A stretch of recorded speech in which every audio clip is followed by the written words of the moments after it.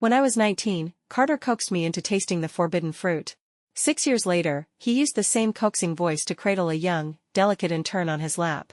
Everyone thought that, even if I caught him red-handed with another woman, I still wouldn't dare utter the words break up. But this time, I was suddenly tired of it all. That stormy night, as rain poured down like a waterfall, I dragged my suitcase and left. It took a long time before Carter lazily called me. "The rain's too heavy," he said casually. "You can leave tomorrow instead." I didn't reply. The phone pressed to my ear was suddenly taken from me. I turned around on instinct. And was pinned hard against the floor-to-ceiling window from behind. Just before the call disconnected, a man leaned close to my ear and said, "Nina, with rain like this, why don't you stay at my place tonight?" When I opened the door, a young woman was perched on Carter's lap. Beige silk blouse. Black pencil skirt.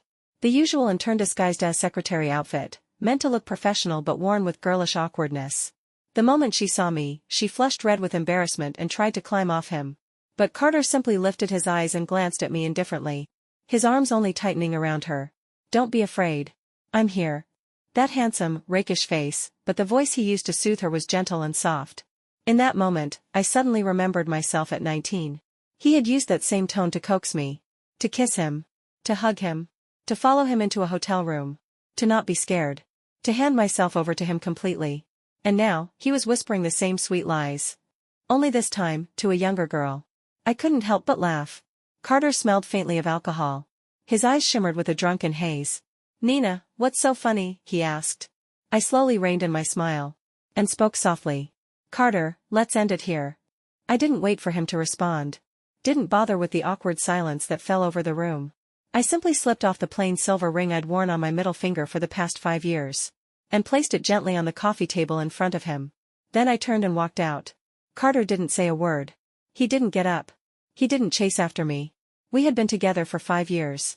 He had become one of Hong Kong's most sought-after rising stars, and I was nothing more than a minor host at a third-rate television station. Even if I had caught him with another woman, no one believed I would have the guts to break up with him. As I closed the door, I heard voices behind me. "Sis, Nina's just being dramatic. Bro, Carter, go home and coax her a little later." "No need," Carter chuckled. "Why don't you ask her yourself? Would she really dare leave me? I gave her a place to stay. I gave her a home." He sounded so calm, so composed, so above it all. She wouldn't dare.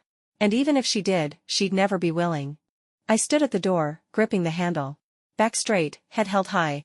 But tears streamed down my face. When I was young, I had fallen for him because he promised me a home. I was all alone, and his words gave me something to hold on to. But now, those very promises had become blades. Slicing straight into my chest. Because it's always the people closest to you who know exactly how to hurt you the most. It took me 3 days to pack. I holed up at home, not replying to the many friends who tried to probe for answers.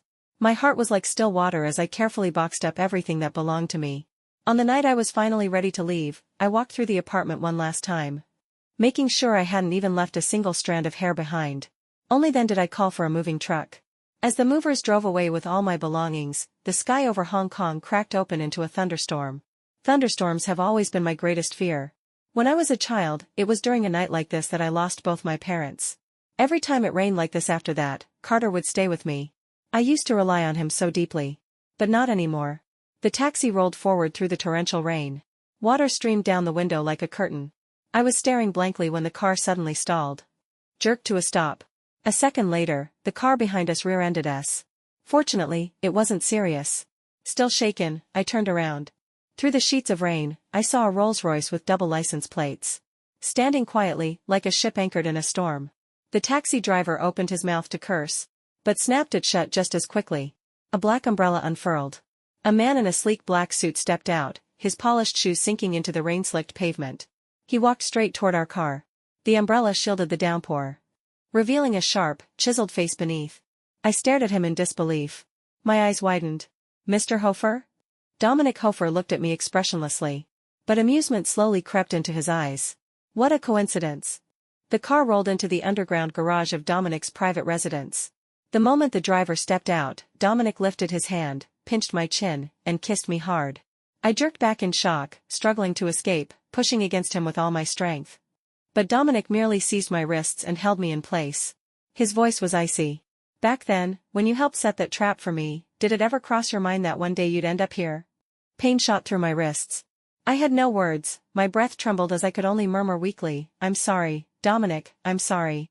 Whether I knew the truth back then or not, whether it had been my intention or not, the fact remained, Dominic had been dragged into that scandal, his reputation ruined, the consequences very real.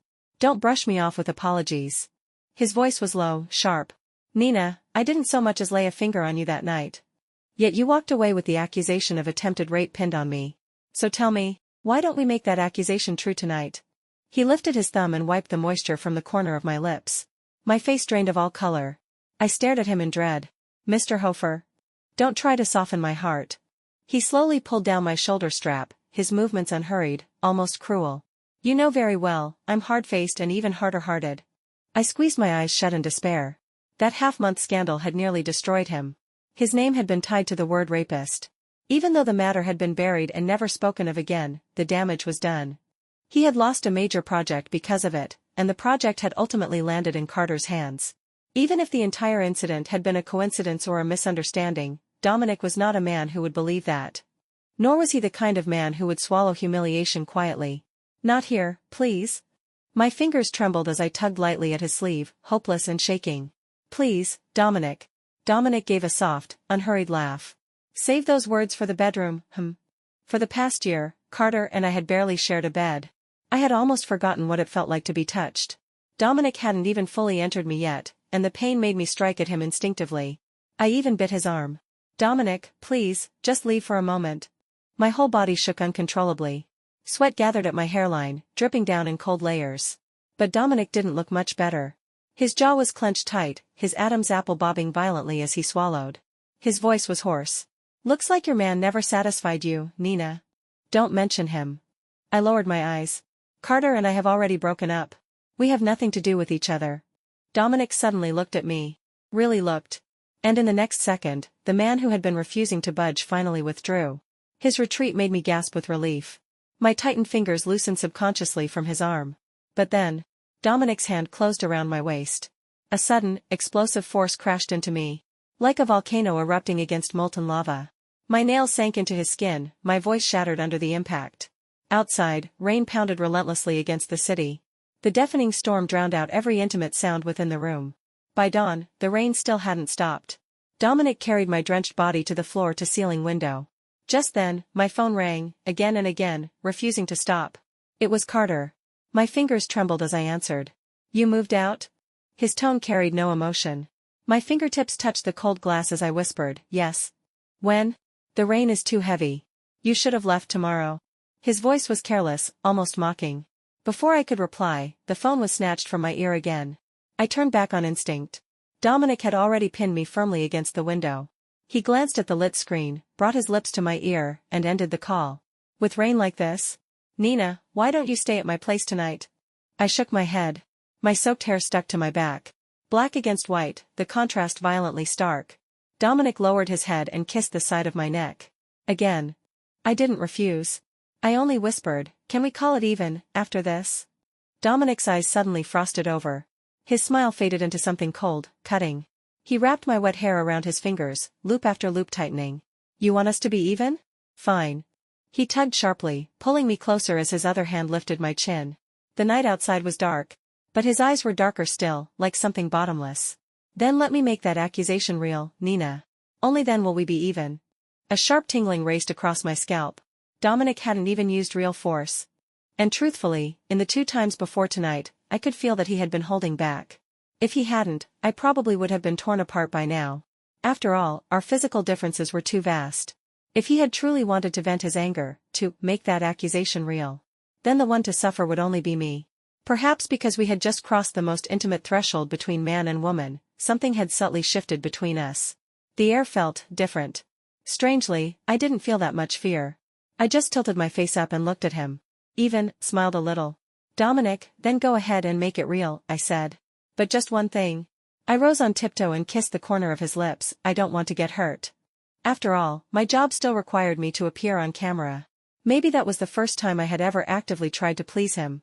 As he lowered his head to kiss me again, his voice dropped a little deeper. "Nina, do you think you still have a second choice?" "What choice?" "Be a little more proactive. Make me feel good, maybe then I'll let you off." My eyes widened in disbelief. Dominic was different from Carter. His reputation had always been less than clean. The way he rose to power wasn't exactly spotless. But in recent years, as his business empire grew, he seemed to have shed the last remnants of his street-side sharpness. I remembered how, just last year, he'd done an interview with a financial magazine. Elegant. Composed. Reserved. Some flattering journalist even called him a gentleman entrepreneur of the century. And gradually, most people began to forget. Dominic wasn't born into nobility. He hadn't been groomed for success over decades. 10 years ago, he was still hustling for meals down at the docks. He never had any so-called gentleman's grace in his bones. What's the matter? Dominic's lips curled faintly. Scared? I shook my head. But I couldn't stop myself from biting my lip. No. I just don't know how. His smile slowly faded. You've been dating Carter all these years, and he never taught you. Before I could respond, he added, you seemed pretty skilled that night, didn't you? My face flushed bright red. I had always believed I acted that way because I was drunk. But in hindsight, I had probably been drugged. Otherwise, no matter how drunk I was, I wouldn't have clung to a man like that, desperately trying to strip him down. I think someone spiked my drink that night, I murmured. That's why I behaved like that. Dominic lowered his eyes to look at me. There wasn't a trace of a smile left on his face. Did you never ask Carter what he put in your glass? I stared at him, startled. Mr. Hofer, it was just an accident. But the moment those words left my lips, a seed of doubt bloomed deep in my heart. When Carter snatched that project away, I had briefly wondered if he had orchestrated the whole thing. But back then, our relationship hadn't yet fallen apart. And people always tend to protect the ones they love, even in the corners of their hearts. Now, though, Carter and I were truly over. And certain thoughts were beginning to change. Dominic suddenly let go of me. The way he looked at me was distant, almost bored. I'm taking a shower, he said simply. Then he turned and walked away, disappearing into the bathroom. When Dominic came out of the shower, I was still standing by the window. It had rained all night. All of Hong Kong was wrapped in a fog of drifting water vapor. Nothing outside was clear. I stood there, lost in thought. Dominic came up from behind and wrapped his damp arms around me. His skin was still cold and wet from the shower, and I shivered instinctively. What are you thinking about? About what we said earlier. Dominic let out a cold chuckle.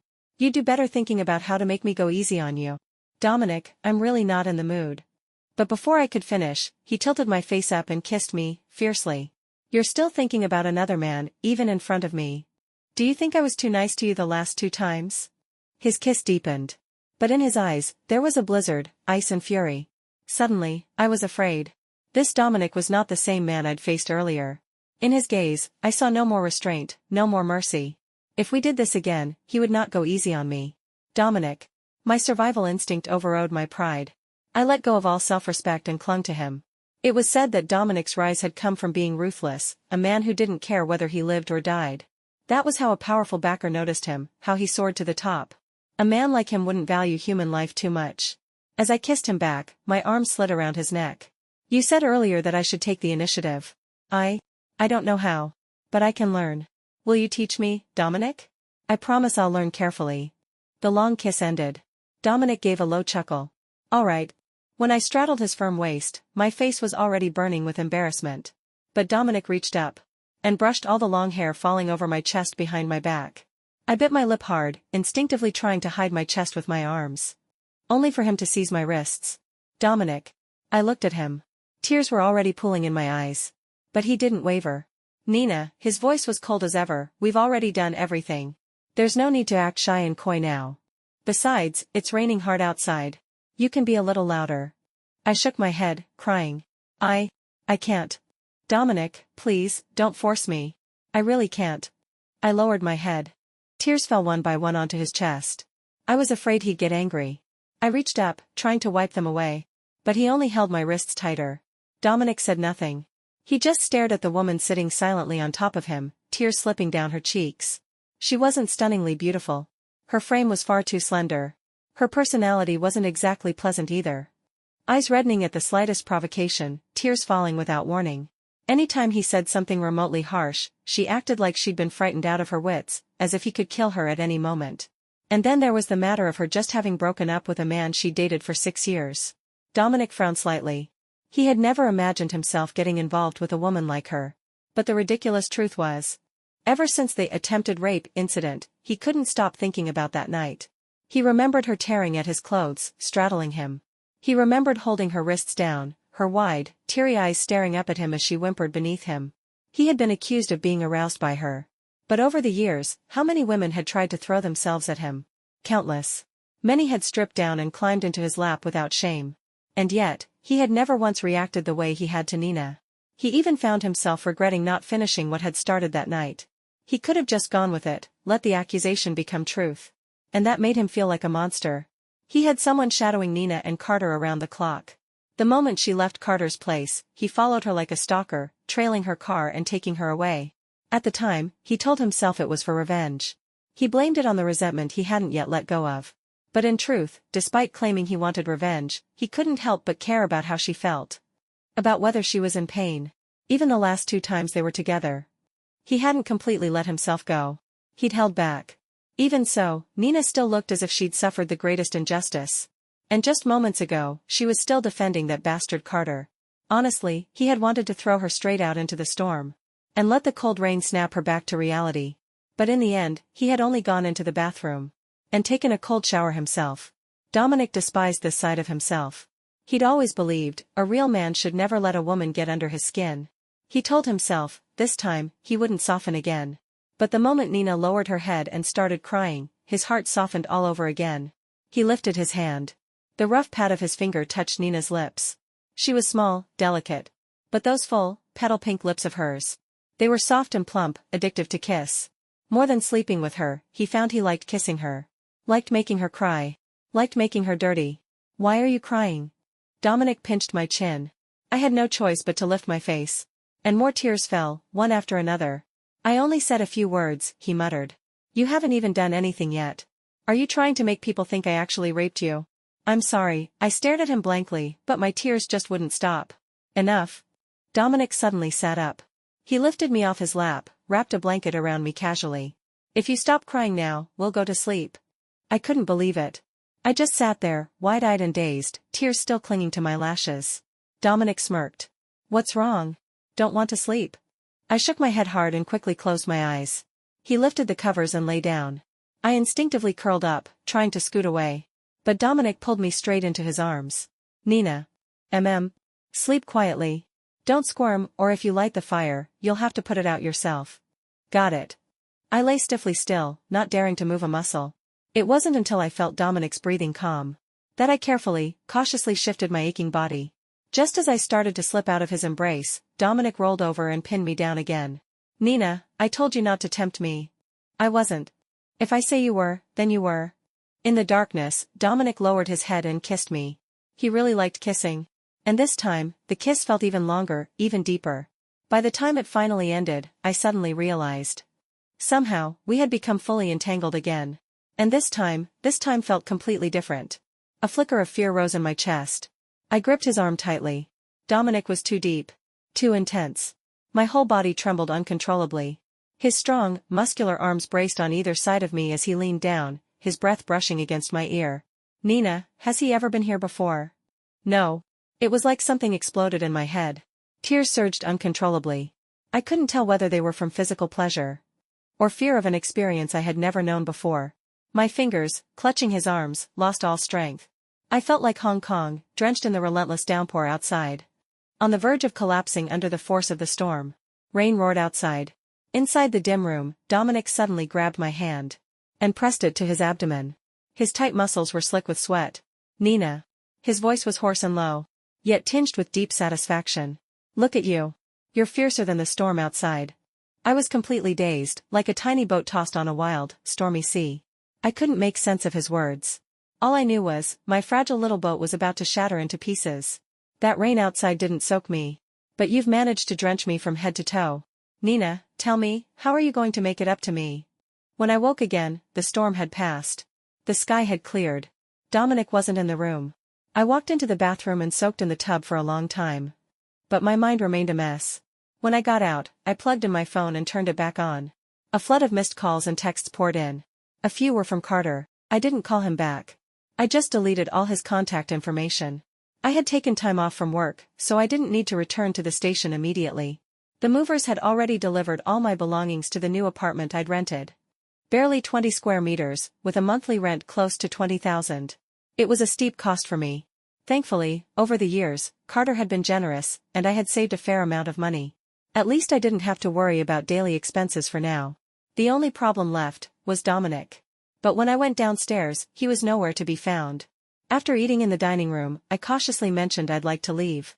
The Hofer family staff didn't stop me. In fact, they arranged for a driver to politely take me back to my apartment. On the drive home, I kept thinking. And finally concluded, whatever debt Dominic and I had between us, it was settled now. This thought made me let out a breath of relief. Being even was a good thing. After all, a man like Dominic was far too hard to handle. And after just one night, I already felt utterly drained.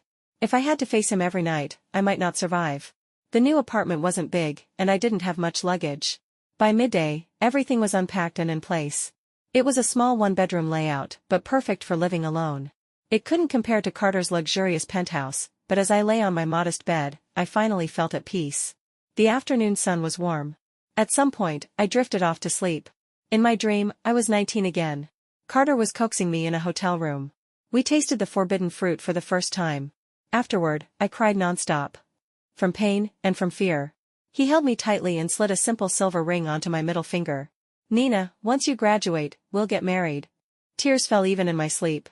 But deep down, I knew. Those tears weren't for Carter. They were for the foolish, naive Nina at 19. For the lonely girl who yearned desperately for a home. After deleting Carter's contact info, he never reached out again. I drifted away from our shared circle too. So news about him rarely made its way to me anymore. Once the holiday ended, I returned to work. Only to be hit with a piece of unexpected news. Tara, the female anchor who had always been at odds with me, had somehow booked Carter, now one of Hong Kong's most influential figures, to appear on her show. The entire station buzzed with excitement. After all, everyone in the industry knew, Carter never accepted interviews. He never appeared on talk shows. Not even for major media outlets. I sat at my desk, stunned. Back then, my show had been struggling with a bad time slot. We were on the verge of being cancelled. At the time, Carter was just starting to make waves. His charm and good looks made him a rising star. Our producers tried several times to invite him. But he always refused. I had asked too. Just once. For a written interview, no photos, no camera, and no mention of our relationship. Carter still turned me down. But now, he was on Tara's show. And not only did he agree, he didn't demand any special conditions. The prep questions were broad and bold. Even including the audience favorite, relationship topics. And he knew full well that Tara and I didn't get along. She had been trying to step on me ever since our internship. Carter must have done this on purpose. But I couldn't understand. He had someone new now. I left to give her room, to get out of the way. Shouldn't he be grateful? I couldn't make sense of it. So I stopped trying. Whatever the reason, Tara had pulled it off. She was lucky. Talented, maybe. None of it mattered now. I had no choice but to focus on my own work. That afternoon, I received another rejection. The manager of a newly crowned Best Actress turned us down. I wasn't surprised. Our show had been lukewarm at best. Most of our guests were D-listers. "Nina, you have to figure something out soon." My producer sighed. "Once Tara's episode airs, it'll blow up. And then they'll axe our show for sure." "I know. I'm still thinking of ideas. If only we could get Dominic Hofer on the show." "Of course, I'm just dreaming." She chuckled bitterly, then shook her head. "Tara's so damn lucky. The station was about to cancel her show too, until she landed Carter." "You think there's something going on between them?" I asked. "What do you think?" I thought for a second. "I heard Carter has a girlfriend. Tara probably has nothing to do with him." But I was proven wrong, quickly. That afternoon, Tara received 999 red roses. At 6 p.m. Carter's Bentley was parked outside the station. Tara changed into a gorgeous strapless dress, beaming with joy, and climbed into the car. At 9 p.m. I came across Tara's Instagram post. Carter had taken her to my favorite rotating restaurant. The photo showed 3 dishes, all my favorites. The man holding the fork had long, slender fingers. On his middle finger was a plain silver ring. The one I had stared at for 6 years. So familiar it made my chest ache. It was Carter's. I smiled faintly, put my phone down, and went to shower. When I stepped out of the bathroom, an old friend suddenly called me. I answered. But the voice on the other end was Carter's. "Nina." His voice was faintly cold, laced with unmistakable drunkenness. "Move back in. If you do, I'll go on your show." I couldn't help but laugh. Carter, the day I walked out, I'd already decided, I'm never going back. Nina, you know very well. If I appear on Tara's show, your program will be cancelled. You'll lose your job. So? His tone softened suddenly. I already fired that intern. I never touched her. Nina, you have no family. Your relatives are all distant. You know it too. I'm all you have. Carter, I used to believe that. But not anymore. Nina, don't be so stubborn. Don't call me again. I hung up. Then blocked the friend who'd handed him the phone. They were Carter's friends anyway. Now that we'd broken up, there was no point in staying connected. My phone rang again. An unfamiliar number. Assuming it was Carter, I declined and blocked it instantly. Then another strange number texted me, Nina, try hanging up on me again. I froze. Then replied, sorry, who is this? The phone rang again. I hesitated, then picked up. Dominic's voice came through, Nina. You've gotten bold, haven't you? Sorry. I didn't know it was your number. Then who did you think it was? Carter. The call cut off immediately. I wasn't sure why. But I didn't call back. Just as I was about to fall asleep, the number called again. Nina. Open the door. My apartment was tiny. The bed was even smaller. The bathroom barely had enough room to turn around. Dominic walked in after his shower, took one look at my bed, and frowned. I'll sleep on the couch. I stood up quickly. A 1.2-meter single bed wasn't big enough for even one person. Let alone two. But Dominic shut the bedroom door. I came to sleep with you, not the bed. My face flushed instantly. Keep your voice down. Don't say things like that. This place has paper-thin walls. Dominic tossed his towel aside. He gave me a dismissive look from above. You're the one who needs to be quiet. As he pressed me onto the bed, he muttered again, and cry quieter too. Or the neighbors will think I'm committing a murder. I couldn't hold it in. I glared at him. Can you stop throwing that word around? Dominic shrugged as he tugged off my nightdress. Not my fault. You're the one who gave me the label. I had no comeback. So I stayed quiet. The bed was too small. The walls were too thin. I bit my lip hard, determined not to make a sound. Dominic was clearly unsatisfied. You're moving out tomorrow. You can't live here anymore. Move where? I can't afford anything better. You know how bad the prices are in this city. I'll buy you an apartment. He leaned down and kissed me. Move tomorrow. I was just about to refuse, when he added. Be good. Move and I'll go on your show. Really? Of course. But one condition. I provide the interview questions. The news that Dominic would appear on our morning show spread through the station like wildfire the next day. What really thrilled everyone, though, was the nuclear-level bombshell dropped by his secretary. Mr. Hofer will be announcing a piece of happy news on the show. All I can reveal is that it's related to his relationship status. The producers were ecstatic. My co-host couldn't contain her excitement either. Dominic Hofer. A living legend. And this will be his first time appearing on live television? This is 100 times more exciting than Carter's interview. 10 years ago, he was just a dock worker. And now, he's a man who moves the winds across Hong Kong's business world.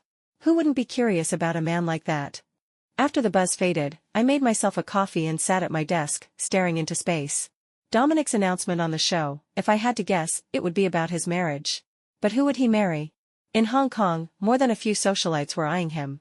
Several powerful families had even expressed interest in marrying into his empire. After all, his background wasn't great. Though successful now, he lacked the lineage those old money families valued. He would most likely marry a well-bred heiress. It had nothing to do with me. But, last night, he did say he'd buy me a house and wanted me to move in. So, what did that make me? His mistress? I might be insignificant, just a nobody hosting a third-tier program on TV.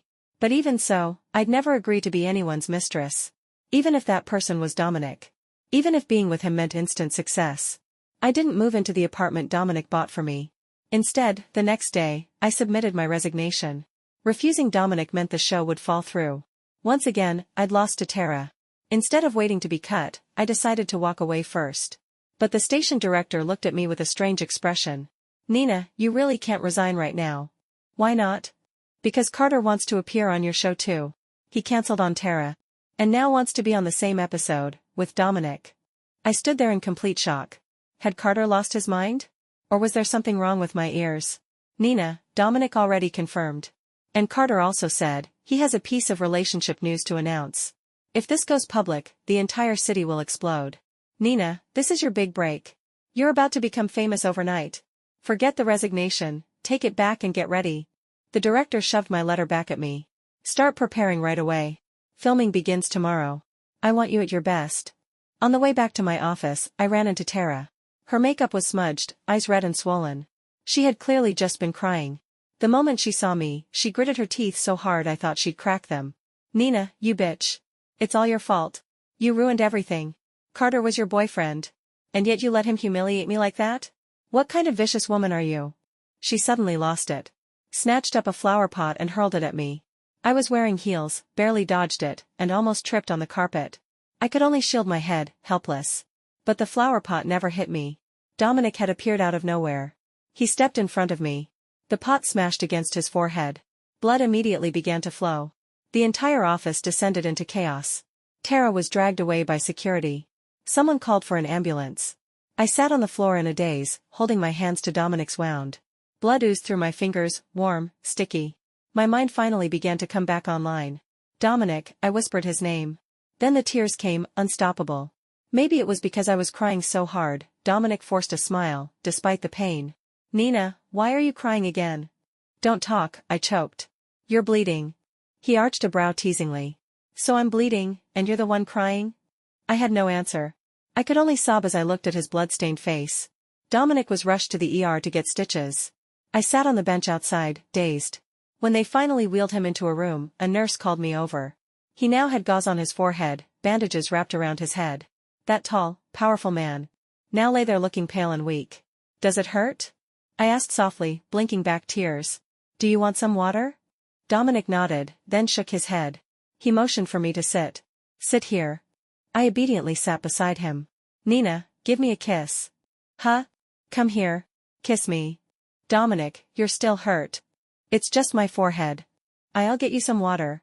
I stood up quickly. But he suddenly let out a low groan. Startled, I rushed to check on his wound. He seized my waist, pulling me straight into his arms. He tilted his head up and kissed me. Then deepened it shamelessly, until I was breathless and dizzy. Nina, why are you so kissable? His fingertips brushed across my slightly swollen lips. Then he lowered his voice, murmuring something filthy. My face flushed instantly. I pushed him away. Don't even think about it. Dominic raised a helpless brow. Not even thinking is allowed. No. I glared at him. You pervert. Not wrong, he said with a smirk. I was a thug 13 years ago, remember? I'm not talking to you anymore. Dominic chuckled. Nina, I'm hurt. Won't you make me some soup tonight? Have your housekeeper make it. I regretted the words the moment they left my mouth. He got hurt, protecting me. I lowered my voice. I only know how to make the simplest lily and snow fungus soup. Perfect. That's my favorite. I'll make it tonight, then. Dominic's smile deepened. Good. Make it well. The way he said it sounded suggestive. But maybe I was just overthinking it. That night, I cooked the soup. He had 2 large bowls. Then he claimed to be dizzy, and asked me to help him back to bed. But the moment we got into the room, I realized, I hadn't misjudged him at all. This man, with his head full of do it, was a shameless rogue through and through. That night was the first time in my life I had ever taken the initiative. I helped him undress and shower. I straddled his waist, clumsily trying to take him in little by little. But I was out of shape, and lacked stamina. Within minutes, I pouted and refused to keep going. Dominic didn't get angry. Perhaps it was because of his injury. But tonight, he was unusually gentle. And I liked it. In the end, I fell asleep comfortably in his arms, not even remembering how I ended up getting clean. When I woke the next morning, Dominic was still asleep. I stood beside the bed and watched him for a while. So many thoughts drifted through my mind. The moment I learned of his upcoming engagement, I had told myself I would never let things between us get messy again. But last night, he got hurt because of me. So let's call it even. From the beginning, it seemed like all Dominic and I ever did was try to settle scores, balance the scale. But now, perhaps, we could say this was a proper end. I didn't wake him. I took a shower and quietly left his villa. Tara was taken away by the police. She might face detention. I submitted my resignation once again.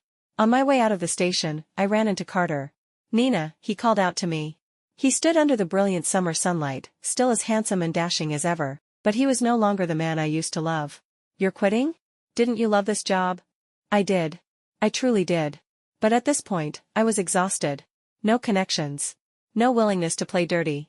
That meant I was always stuck in the cold. And if I wanted to rely on a man to climb higher, I'd always be someone else's pawn. Always one step below. You know, he said, stepping closer, I never wanted you to work in the first place. It's tiring. The pay is low.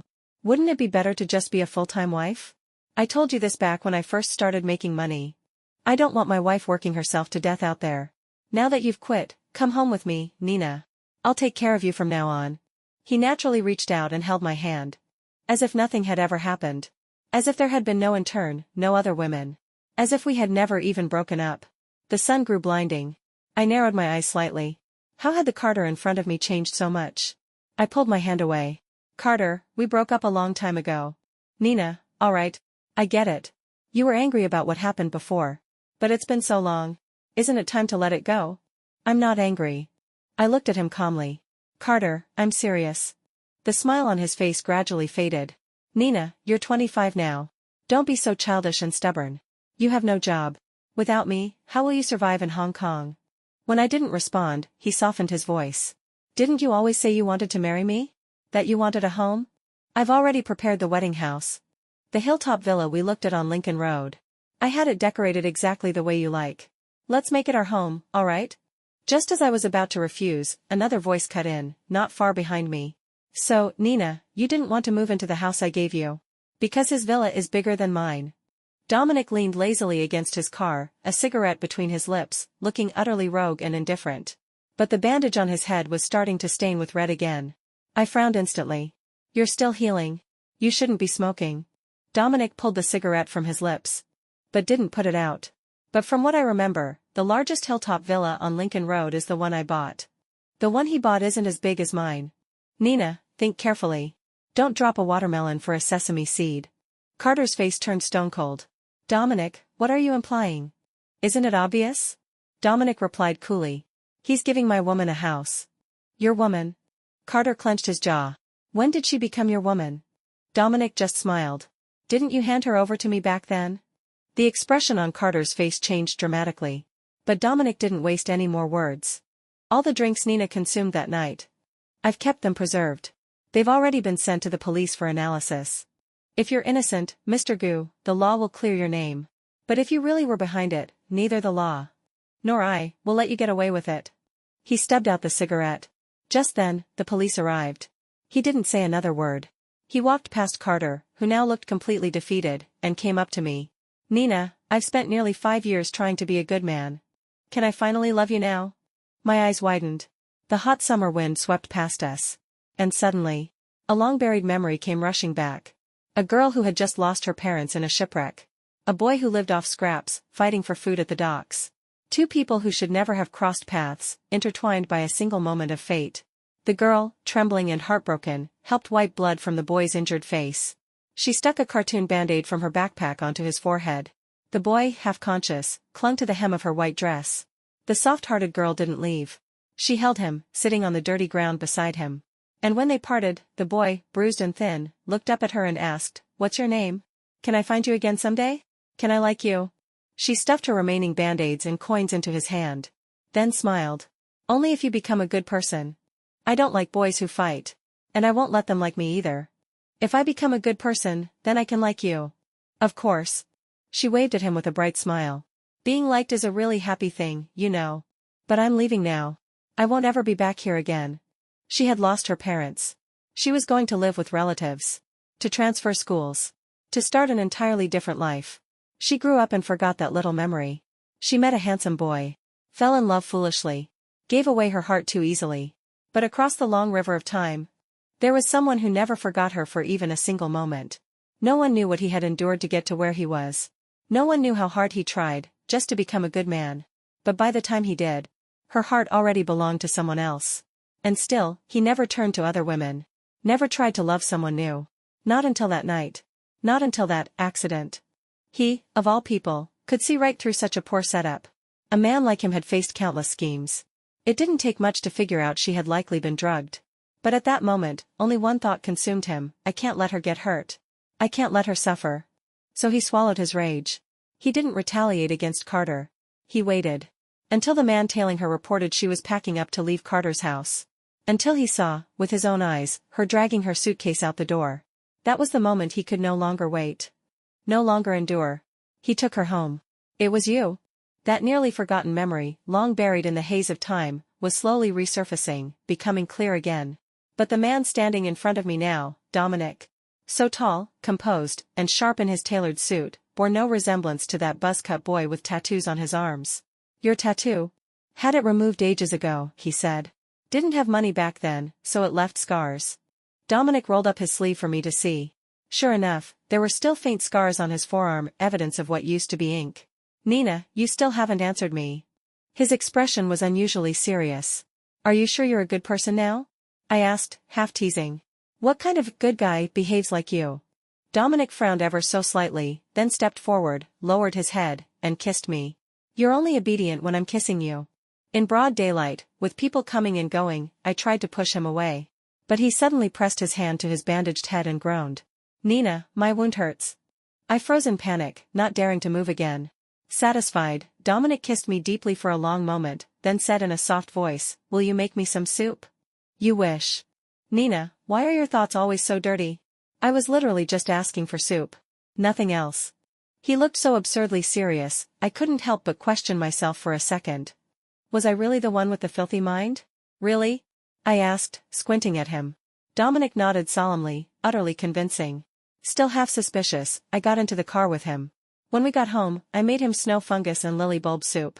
He had 2 big bowls, again. Then, claiming dizziness from his head injury, he asked me to help him upstairs. But one step at a time, I somehow ended up helping him, onto the bed. When he climbed on top of me with unrestrained intent, I raised a hand to stop him.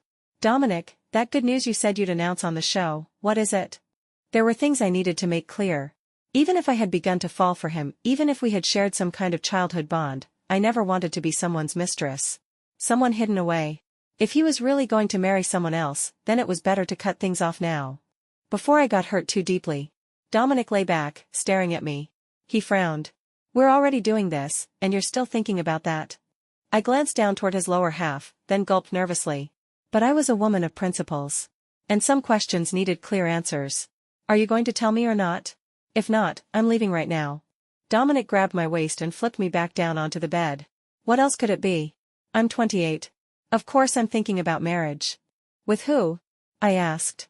With the woman who, after all these years, ripped my pants off the moment she saw me. Dominic. Furious, I lunged at him with both fists. He only laughed, watching me without dodging. I managed to land several soft punches. Done hitting me? He asked lazily. He sat up slowly, then gave my butt a light smack. My turn. Dominic. I glared at him, puffing my cheeks in protest. But Dominic leaned down, and this time his kiss was gentle. Soft. Nina, I've loved you for so many, many years.